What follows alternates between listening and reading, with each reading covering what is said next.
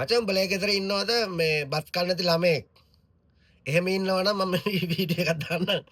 පොඩ්ඩක් බලපන් මේ මොකද අපිට කවන්න බෑ නම් ඒ වීඩියෝ එක පෙන්නපන් ඊට පස්සේ පොඩි එක්කෙනා මචං බත් හට්ටිය පෙරලන් කයි.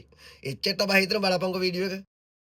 එතුමාගේ පියා අපේ මේ ජනාධිපති වෙලා ඉන්න කාලේ ඇත්තටම අපි දැක්කේ ගමේ ගෙදර. හැම ගෙදරකම තිබුණා යතුරු පැදියක්. බොහෝ ගෙවල් වල 3 wheel එකක්. නැත්තම් බොහෝ ගෙවල් වල වාහනයක් තිබුණා. අද මට හරිම දුකයි. දැන් අවුරුදු 19 20 ඉන්න දරු පැටවුන්ගේ ඉලක්කයක් තියෙනවා වාහනයක් ගන්න. ඒ දරුවන්ගේ සිහින අන්තිමටම බොඳ වෙලා ඉවරයි. ලක්ෂ 90ක් 100ක් වේදම් කරන්න ඒ දරු පැටවුන්ට බෑ. ඉතින් අපි කලින් දැක්කා මහින්ද මහත්තයාගේ කාලේ බොහොම ශාස්ත්‍රීය නිවසක්.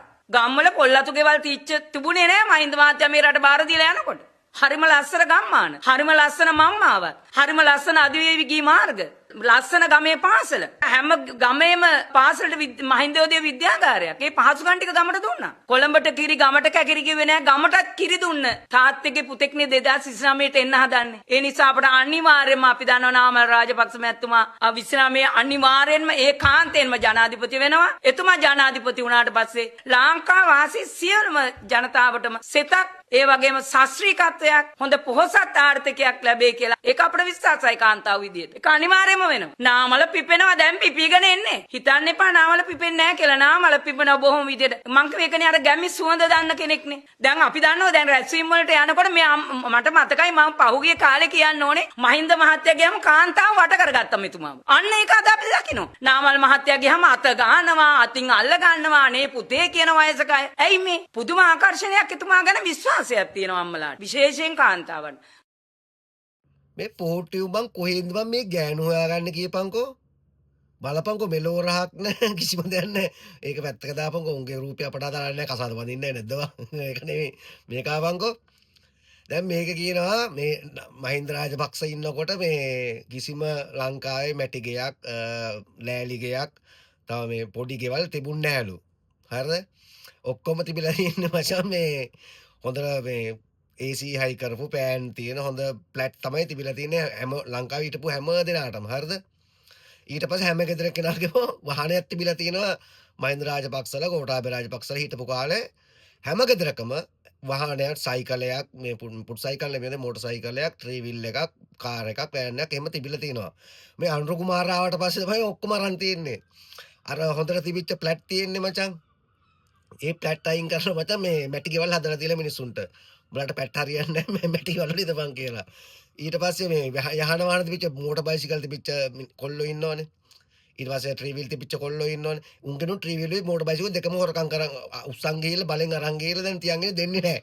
හේතුව මොකද මහින්ද රාජපක්ෂ ගත්ත කාලේ ගත්තේ වනේ මං.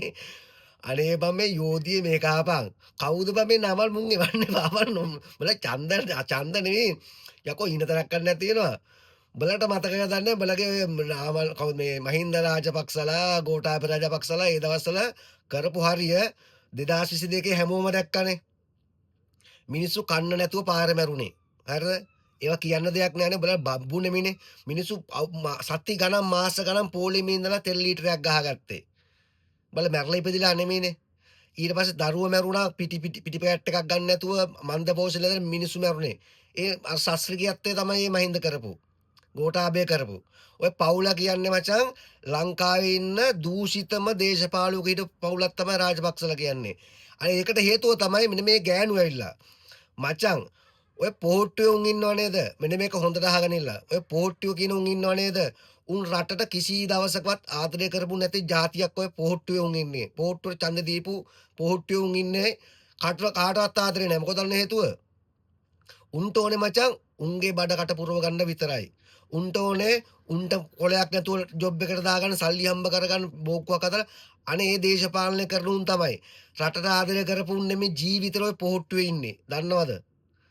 උන් මෙච්චර අවුරුදු 70ක් කරලා ශාස්ත්‍රීය කරලා දීපු එක ආණ්ඩුව තමයි මේ අවුරුදුයක් කියලා අනුර කුමාර කෑ බයිසිකල් ගත්තා ගෙවල් කඩලා දාලා මැටි ගෙවල් හදලා දුන්නා ලෑලි ගෙවල් හදලා දුන්නා ටකරන් ගෙවල් හදලා දුන්නා මේ මුන් කවුද බං මේ මුන් එක්කන් එන්න පානාමල් බලන්න ලැජ්ජ නැද්ද බං මේ වගේ නාකි ගෑනු එක්කන් ඇවිලා උන්ගේ දරුවන්ට බන්නනවා කුණුහරුප කියනවා අර මට මේ මැසේජ් දෙක තුනක් ඇවිල්ලා තියෙනවා මචං කුණුහරුප කියන්න එපා වැඩේ හොඳට යනවා ඒක නිසා මම කුණුහරුප කියන්නේ නැත්නම් ගලවන රෙදි මේකේ මොයි මුන්ගේ දරුවෝ නැද්ද බෑ දරුවෝ කියන්න ඕනේ අම්මේ මෙහෙමයි දහපන් කියලා මෙහෙම ඉඳපන් කියලා. එහෙම කියන්න බෑනේ දරුවන්ටනේ අම්මලා කෑ ගහන්නේ.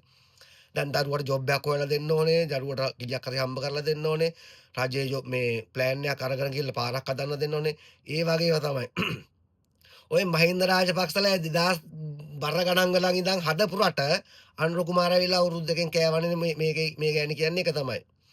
මුන් වගේ උන් එක්කන් එන්න එපා යකෝ මුන් හොඳ අර මේ මොකක්ද ඒකට කියන්නේ අපි වෙසක් එකට පෙන්නනවානේ. අර බංගලාවක් පෙන්නන්නේ බය හිතන යන්නේ ඒ වගේ මුන්.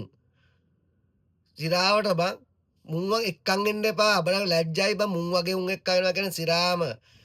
අඩෝ කෙල්ලෙක් එක්කම ලස්සන කෙල්ලෙක් එක්ක මිනිසුන්ට හාන්න හිතෙන්න ටිකක් බලන් ඉන්න හිතෙන එක හරි ලස්සන මුන් දැක්කම යකෝ බල්ලොබත් කන්න යකෝ මුන් දැක්කම රෙද්දකින් මුන්